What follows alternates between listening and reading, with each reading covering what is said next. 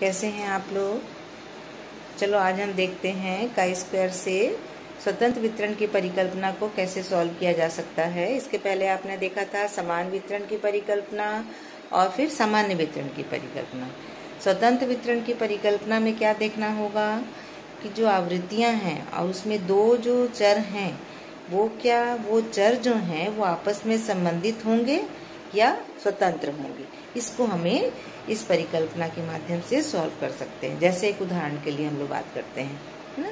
आप लोग एमएड प्रशिक्षार्थियों को मैंने एक आईक्यू टेस्ट दिया, मानसिक योग्यता परीक्षण दिया, और दूसरा आपका परीक्षा परिणाम के मार्क्स ले लिए या आपके ऊपर अचीवमेंट टेस्ट कर लिया।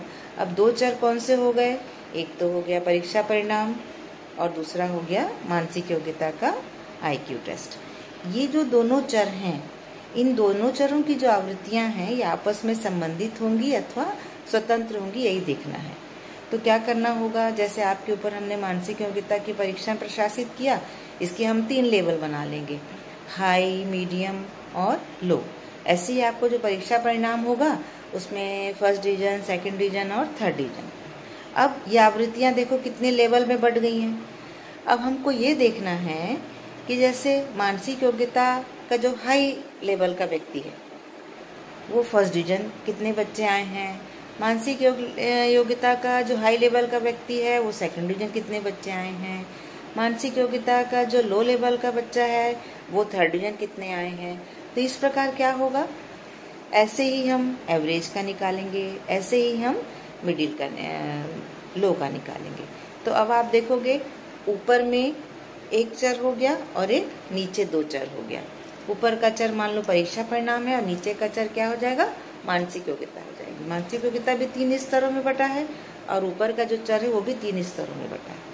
अब दोनों के जो आवृत्ति आएगी वो एक ही सेल में आ रही है, इसीलिए इसको कहते हैं द्विमार्गी, 2 वेज। 2 वेज कैसा हो गया, एक हॉरिजेंटल और एक लॉन्गिट्यूडल, और दोनों के जो अंक हैं वो एक सेल में आ रहे हैं। तो इस प्रकार स्वतंत्र वितरण की जो परिकल्पना होती है वो 2 वेज होती है। ये जो मैंने जो मार्क्स बताए, ये जो आवृत्तियां आई, ये तो अवलोकित थी। अब हमको क्या निकालना होगा, प्रत्याशित आवृत्ति निकालना होगा। तो वही ऑब्जर्व फ्रीक्वेंसी और प्रत्याशित आवृत्ति जो स्वतंत्र वितरण के अनुसार है, दोनों में आपस में सार्थकता की जांच करनी होगी काई स्क्वायर के द्वारा। तो आओ चलो हम देखते हैं कि स्वतंत्र वितरण की परिकल्पना जो द्विमार्गी होती है, 2 चर जिसमें रहते हैं वो आपस में संबंधित होंगे या स्वतंत्र रहेंगे, इसकी हम जांच करेंगे। चलो सेकंड सेम, आइए आज हम देखते हैं स्वतंत्र वितरण की परिकल्पना के माध्यम से काई स्क्वायर को किस प्रकार हल कर सकते हैं। स्वतंत्र वितरण की परिकल्पना को हम स्वतंत्रता की परिकल्पना भी कहते हैं। इसमें जांच क्या की जाती है, इसमें यह देखा जाता है कि आवृत्तियों के रूप में जो 2 चर होते हैं वो परस्पर स्वतंत्र या असंबंधित हैं अथवा नहीं है। इस प्रकार की परिस्थिति में हम इसको आवृत्ति वितरण को हम द्विमार्गी भी कहते हैं, 2 वेज कहते हैं। 2 वेज का अर्थात क्या होता है, अर्थात 2 चरों के लिए एक साथ बने सेल्स में अवलोकित आवृत्तियां होती हैं। 2 चर होते हैं उनके लिए एक ही सेल होता है और उसमें एफओ रखा जाता है। ठीक है, हम काई स्क्वायर के माध्यम से अवलोकित आवृत्तियां और प्रत्याशित आवृत्तियों को स्वतंत्र वितरण से हल कर सकते हैं।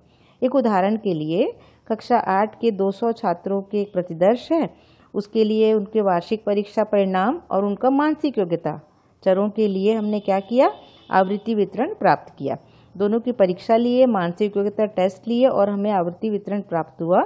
अब हमें ये देखना है कि परीक्षा जो परिणाम के मानसिक योग्यता स्तर से स्वतंत्र होने की ओर संकेत है अथवा नहीं है। दोनों में हमको सार्थकता की जांच करनी होगी।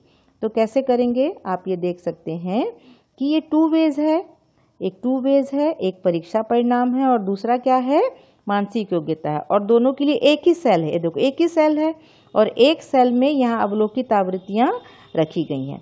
अब परीक्षा परिणाम कितने विकल्प में बटा है, first division, second division, third division और अनुत्तीर्ण। वैसे ही जो आईक्यू टेस्ट है, जो मानसिक योग्यता है, वो भी हाई, मीडियम और लो इतने स्तर में है। अब जो हमारे पास 200 बच्चे थे, उन 200 बच्चों के जो आवृत्तियाँ प्राप्त हुई हैं वो इस टेबल में बटी हुई हैं। जैसे उदाहरण के लिए अब यहाँ पर जो हाई लेवल के 15 बच्चे हैं वो फर्स्ट डिवीज़न है, हाई लेवल के 25 बच्चे हैं वो सेकंड डिवीज़न है, हाई लेवल के 16 बच्चे हैं वो थर्ड डिवीज़न है, हाई लेवल के 4 बच्चे जो हैं वो अनुत्तीर्ण है। इस प्रकार सबका योग कर लिया गया। ठीक है, तो हमारे पास 2 चर कौन से हैं? परीक्षा परिणाम और मानसिक योग्यता, इसलिए द्विमार्गी हुआ और एक ही सेल में FO को रखा गया है। ठीक है, अब हमें क्या निकालना है? आपने देखा है काई स्क्वायर में FO के बाद हमें प्रत्याशित आवृत्तियाँ निकालनी होती है। तो यहाँ जो एक्सपेक्टेड आवृत्ति है उसका मान कैसे निकालना है? R into C/N। R क्या है? रो है। ठीक है, ये रो है और C क्या है? कॉलम है। अब यहाँ पर अब हम देखेंगे पहले वाले के लिए। अब पहले के लिए देखो, R पंक्ति के आवृत्ति का जोड़ है और CJ जो है वो कॉलम की आवृत्ति का योग है। ठीक है, तो पंक्ति की आवृत्ति का योग पहला वाला क्या है? 30 है और कॉलम की आवृत्ति का योग पहला वाला क्या है? 60 है। बटे क्या करना है? कुल आवृत्तियाँ, तो 30 × 60 बटे 209। तो पहले वाले बच्चे के लिए प्रत्याशित आवृत्ति कितनी हुई? 9 हुई। इसी प्रकार हम दूसरी रो के लिए निकालेंगे, इसी प्रकार हम तीसरी रो के निकालेंगे। इस प्रकार सब रो में कॉलम में हर सेल की हम प्रत्याशित आवृत्ति निकाल लेंगे। ठीक है, ये इस प्रकार यहाँ दिया हुआ है। ये पूरे कॉलम में प्रत्याशित आवृत्ति को यहीं पर निकाला गया है और देखिए 9, 21, 18, 12 ये सब प्रत्याशित आवृत्तियाँ निकली हुई हैं और प्रत्याशित आवृत्तियाँ जो निकली हैं वो इस प्रकार ये जो कॉलम बनाए गए हैं यहाँ पे काई स्क्वायर की गणना की गई है। आपको पता है आपके पास स्तंभ देखिए 1 2 3 4 1 2 3 4 इस प्रकार ये स्तंभ हो गए, 1 2 3 4 हर के लिए स्तंभ हो गए 3 रो के लिए।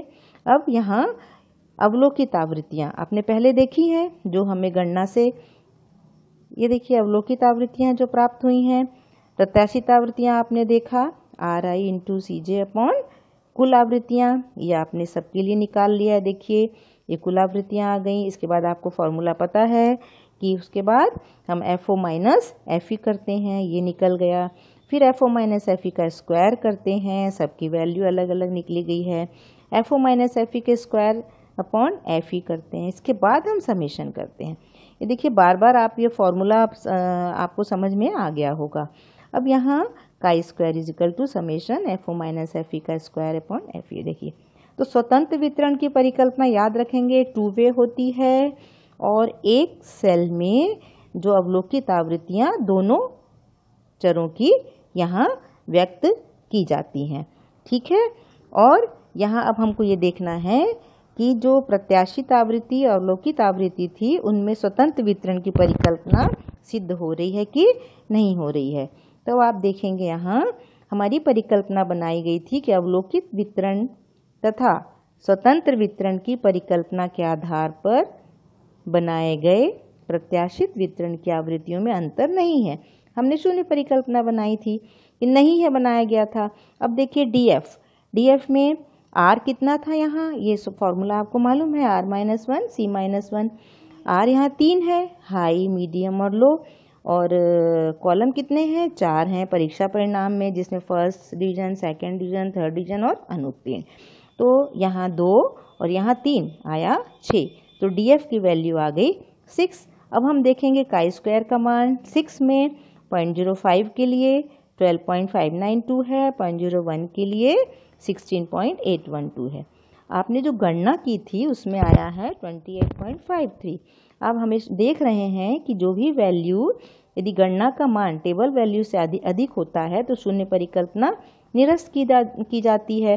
तो यहाँ भी शून्य परिकल्पना को, जो स्वतंत्र वितरण की परिकल्पना है, उसको निरस्त किया जाता है। अर्थात परीक्षा परिणाम एवं मानसिक योग्यता स्तर एक दूसरे से स्वतंत्र हैं। ये याद रखिए आप, एक दूसरे से दोनों क्या हैं? स्वतंत्र हैं। ठीक है, तो इस प्रकार आपने देखा काई स्क्वायर की स्वतंत्र वितरण की परिकल्पना को एक उदाहरण के माध्यम से समझा है।